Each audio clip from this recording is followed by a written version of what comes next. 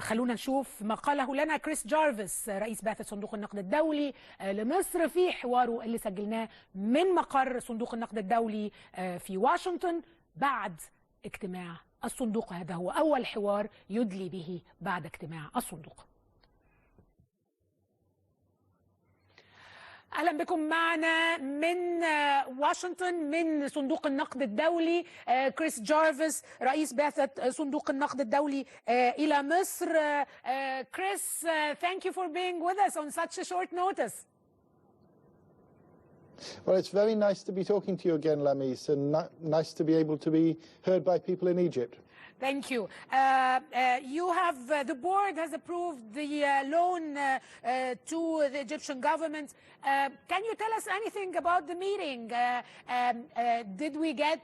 How was the voting? Can you disclose anything about the voting? Well, you know, our board meetings are supposed to be confidential, but I can tell you that there was very strong support for Egypt in the board, as there has been in the international community throughout. I think everybody recognizes that Egypt is important in itself, important for the region, and important for the world. What does this mean for us in Egypt? What does it mean for the Egyptian economy? What does it mean for the Egyptian people? Is this good news for the Egyptian people? I certainly hope so. Yes, I think it is good news. I mean, I think, first of all, this shows the IMF's support for the government's program. It's a government-designed program, and I really liked the way that both the central bank governor and the prime minister and the ministers laid out what was in the program a week or so ago. And this is an expression of the IMF's support for that program and also the international community's support for that program. And I think it's really the IMF's financial support and advice can help, but the fundamental thing is that this is better policies that are being put into place. You have central banks, a liberalization of the exchange rate. I think it went beyond what a lot of people were expecting, but I think it's also exactly what Egypt needs to really get foreign exchange flowing into the country again. And on the government side, there's a comprehensive program with a mixture of actions that will help bring down the budget deficit, which will make more room for private sector growth and create jobs, and also social measures, social protection measures that will help reduce some of the difficulties in the adjustment process, especially for the poorest people. And I was very happy with the way that the Minister of Social Solidarity outlined some of those measures and was very explicit about them last week. When will we get the first part of the loan, and when are we getting the second part, and how much is the first part? We're very quick in the IMF. We don't mess about once the board is approved. So the first part will be deposited in an Egyptian account at the IMF today, I believe. And that is for somewhere between $2.7 and $2.75 billion. The reason I'm not exactly sure of the amount is that it's expressed in our own special currency called special drawing rights, and the value of that fluctuates from day to day against the US dollar. With regard to the second stage, that will probably come in the spring. The way the program is structured, there'll be 2 tranches in each year of the 3-year program for a total of 6 altogether. Most of the tranches are for $2 billion. The first one is for a bit more and the second for a bit less, because we wanted to give Egypt a bit more support at this point in the process. You've mentioned in your statement that in the IMF statement that there are 5 revisions that are going to take place throughout the 3 years. What are the measures? What are you looking for within those revisions? Well, most of the big things have been done at the start. You know, the liberalization of the foreign exchange regime, the VAT being enacted, the resumption of subsidies reform or fuel subsidies reform. These are some of the biggest things. What remains really is a question of keeping up with the effort in these areas, you know, continuing to be able to bring down the budget deficit, continuing in monetary policy to bring down inflation, and also on the foreign exchange side, really making the new regime work. And that's got off to a very good start. There are no significant new actions to be taken there, but there's often a lot of bumps in the road or decisions that need to be made on policies during this process. And what we'll be trying to do in these reviews is help guide the government and the central bank a bit in that process. And if things continue to be on track, and the aim is to keep on track, we continue to make the disbursements under the programme. So are there other measures that the Egyptian government should take, for instance, before the coming spring, to take the rest of the other tranche of this year? It is really at the moment a question of continuing with the policies that have been started.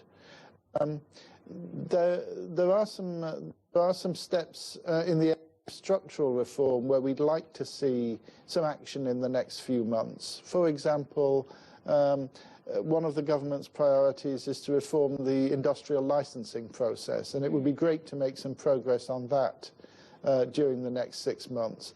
But we don't have a lot of kind of hard and fast rules on specific things that need to be done. It's more making sure that the whole policy package is leading towards the right kind of outcomes, to containing and then reducing inflation, and to bringing down the budget deficit, and to restoring growth and kind of kick-starting the process of job creation. On reducing the deficit, are we talking about more subsidy reduction on the fuel? Well, I mean, there's a programme that the government has with the aim of eliminating electricity subsidies over 5 years and most fuel subsidies over 3 years. And our programme is really picking up on that. There is no specific targeted measure for a further reduction of fuel subsidies before the first review of the programme. Have you agreed with the, or do you agree with the government on how do they spend that money, or it is not within the program? Well, yeah, the IMF's a little bit different from most organisations in that we don't allocate our money to specific projects. What we do, we lend to the central bank and to the government. What that does is make foreign exchange available for the central bank to spend on, say, fuel and food imports during the first few months of the programme to make the process go a bit easier. And then after that to start to build up reserves to more comfortable levels. And in terms of the budget, you know, the government follows its budget. We're not saying, well, our money goes for this and, you know, for some particular item of social welfare and some particular part of salaries. It's the whole budget.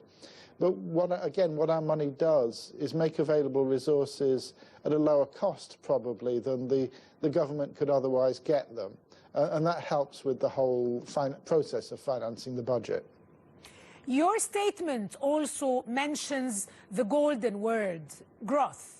How does this program, how does this loan, how does this deal could manage to help growth? I mean, you've been talking about a reduction of deficit. I mean, we're talking about reducing spending, but what about growth? How can we help growth? Well, we see it helping in a number of ways. I mean, first, the liberalisation of the exchange rate and the increased availability of foreign exchange that will bring will remove one constraint to growth.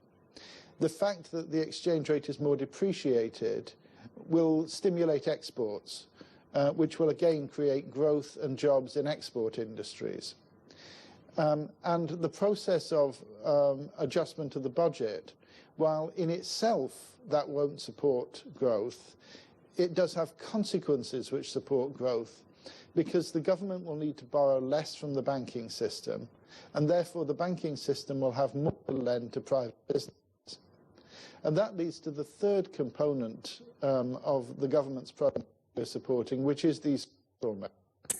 If the business climate is better, if more people are starting businesses and able to grow businesses and able to borrow from banks, that create jobs, then that's good for growth in the economy. And we can see Egypt rising to its potential and growing by maybe 5 or 6% a year in the years ahead, rather than the lower rates of growth that it's had in the last few years. You have pledged support to the Egyptian government to get more finance from the international community, and you've done that within the G7. I think, did we get the full $6 billion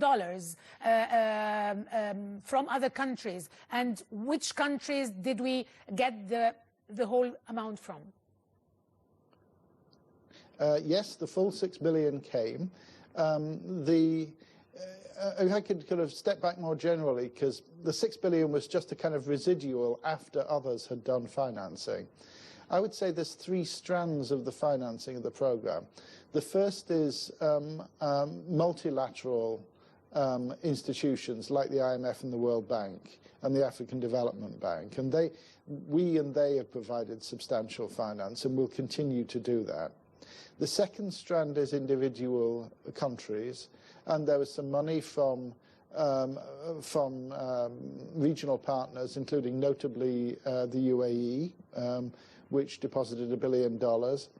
There was also quite a large sum made available by China in the form of a currency swap, but the formulation is technical, but the effect of it is that there'll be more money available for Egypt's reserves through that swap, and that was very large. And also several G7 countries contributed as part of a G7 process. And there I think the amount, it's not so much the amounts that are significant as the demonstration of support from the largest countries in the world economy, which is good. And then the third strand of it is actually market financing. There was some financing from private commercial banks in that. That Egypt was able to get many. I see private finance coming in through a potential Eurobond issue in the months ahead. In 1 minute, because of the satellite booking, please, Chris, what do you tell the Egyptian people who are worried, and they always hear that the IMF, a deal with the IMF, a loan from the IMF would mean that their lives would get harder and harsher. What would you tell the people? Are we on the right track? Yes, Egypt is on the right track.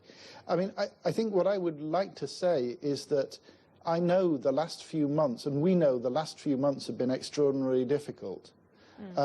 It gets better from here. The removal of some of the uncertainty about what foreign exchange rate policy will be is a tremendous boon and will help attract investment.